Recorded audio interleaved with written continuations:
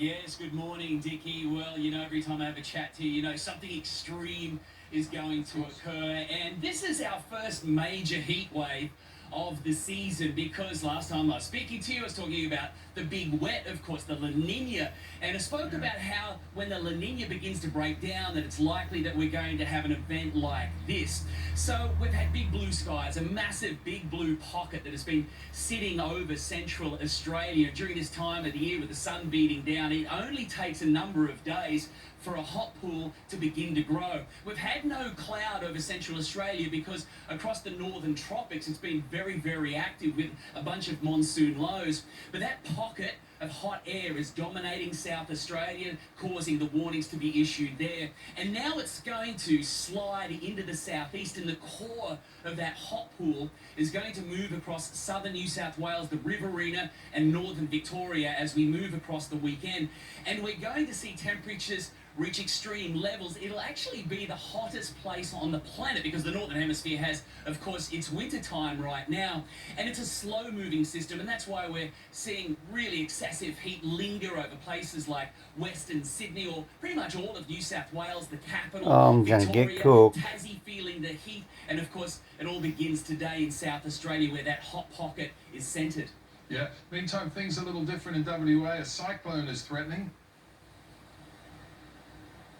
Yes, that's right. Now, it didn't quite get there. We were waiting for Lucas to organise himself, get it together. Didn't occur. That monsoon Cyclones in the southern hemisphere, tornadoes in the northern hemisphere. Draw the energy off those very warm waters off the Pilbara coast. So that's come in as a tropical depression.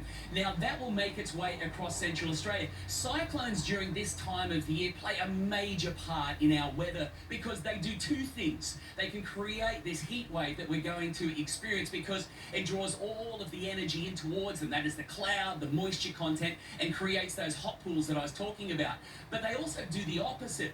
Once they stream in across central Australia when we have the right atmospheric conditions, it moves in across Australia's heartland and it begins to cool that heat engine by shading it and creating rain. And that's what's going to happen with this tropical depression. That'll move down across central Australia and eventually it'll get to Victoria in the southeast, but the timing is going to be just after Australia Day. Look, Victoria is still going to have cloud move in, and that's going to shut down the sunshine and the heat, and the same along the Murray. But this heat wave is going to continue. He's up on the northern beaches of Sydney. Day, so it's going to be hotter than a lamb chop. You can tell. See the yellow sand in the background? As we move through Australia Day, yellow sand is on the northern beaches, and it's white sand on the southern beaches. And my tip is enjoy it. Who knows how it's a type of sandstone. Australia Day during this time Get of it? year. Sandstone, sand, rub. Remember Australia Day when it was stinking hot? Well, you're going to get a stinking hot Australia Day for most this year. Gavin, it looks absolutely glorious where you are today. Thank you for your time. We appreciate it. Back to you there. Thank you very much, Dickie. Well, Australia has beaten its third wave, according to Prime Minister Scott Morrison. Yet there'll be no changes to the caps on international arrivals, meaning more than 40,000 Australians remain overseas. We're now joined by GP and former President of the Australian Medical Association, Dr. Tony Bartoni. Tony, good to see you. Good to catch up. I haven't seen you for quite some time. Has the PM jumped the gun here, saying that we've beaten the third wave? I must admit I hadn't even thought about a third wave. Good morning, Beck. And yes, look, if you compare Australia to the rest of the world, we're in a really favourable position.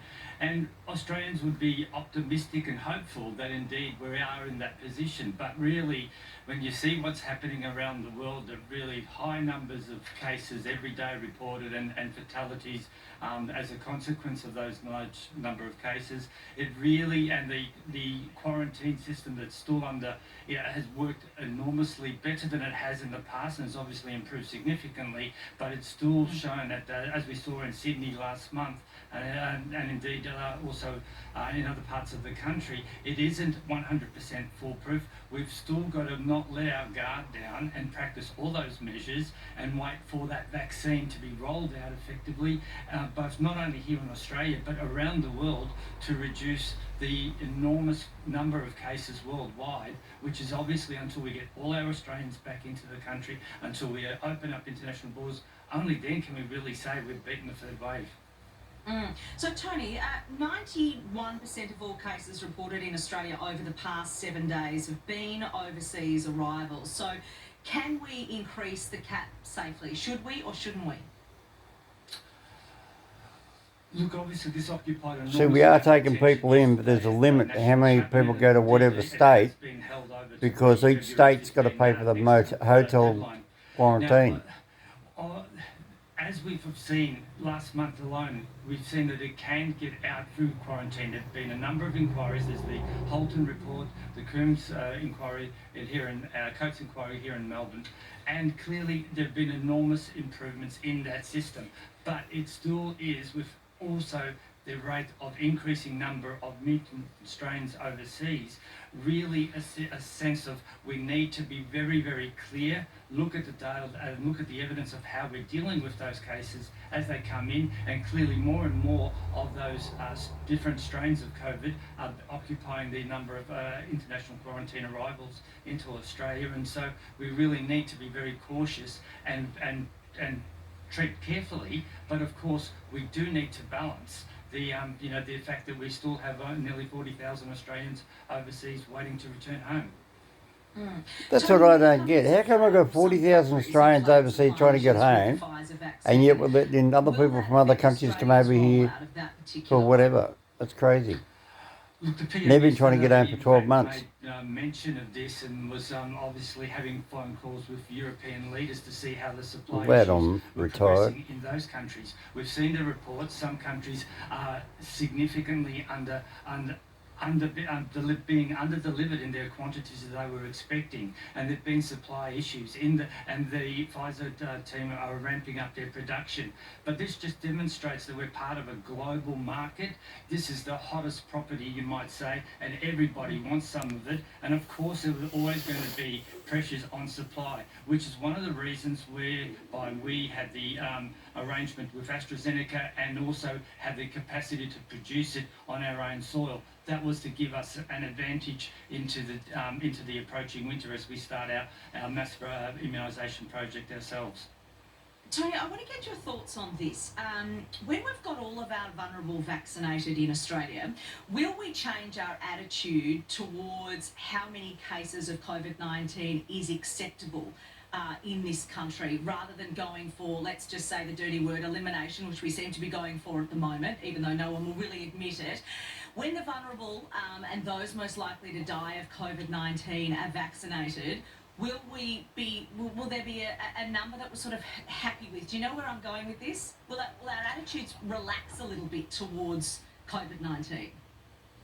Certainly, once we've had all our vulnerable vaccinated, that puts us in a better position. Yeah. But I don't think we can look at a number to say, oh, good, now we can accept that as a number of cases each day. We know that each person. I've never ever seen this guy before in my life. Definitely to COVID-19 infection, and certainly the complications and hospitalisation may not be related to any number of other factors. So we've got to be very careful about that. Wonder I think Melbourne. We all need to be vaccinated. We're still looking at the data about we say Melbourne, the effects not on Melbourne. transmission with vaccination.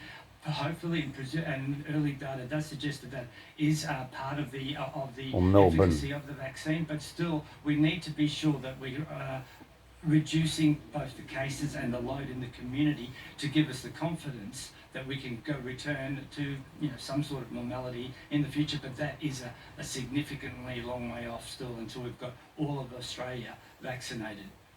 Yeah, it sure is, Dr. Tony. I think that's about it there with him. Expertise this morning. Good to see you. Coming up today, ratings gold. Will Trump get his own TV show inside the former president's plans for 2021? And why Olivia Newton-John almost quit the recording studio for good. We're going to speak to her and her daughter Chloe next on Weekend Today.